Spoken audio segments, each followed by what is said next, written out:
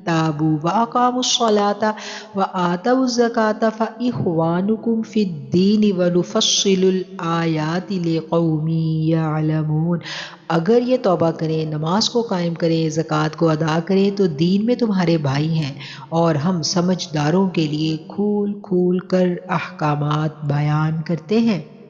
यहाँ पर जो मुनाफ़िकीन हैं उनकी ख़साइल बद जो हैं उनका ज़िक्र किया गया है कि वो ना तो मोमिन के हक़ में रिश्तेदारी का ख़याल करते हैं और ना ही अहद का, और यही लोग हैं हद से तजावुज़ करने वाले, कि यानी जब अपनी ज़ात का मफाद आ गया तो फिर उनके लिए कोई चीज़ मानी नहीं रखती, ना वो रिश्तेदारी का वास पर करेंगे और ना ही अपने वादों की पासदारी का उन्हें ख्याल होगा। ये किनका वतीरा था? ये मुनाफ़िकीन का वतीरा था। अब अल्लाह ताला फरमा रहे हैं उनकी इन बुरी खसलतों को वाज़ेह बयान कर देने के बाद कि अगर ये सब जान लेने के बाद कि अल्लाह ताला उनके दिलों में छुपी कजी और बदनीयती से आगाह है, इसके बावजूद अल्लाह का जो रहमत का दरवाज़ा है वो बंद नहीं हुआ। अल्लाह क्या कह रहे हैं? फ़इन ताबू, अगर वो तौबा कर लें, वाक़ामुस्सलात, और नमाज को कायम कर लें और ज़कात को अदा कर लें। नमाज कायम करना क्या है? अपनी जान की, अपने बदन की इबादत है, फर्मा बरदारी का सबूत है 5 टाइम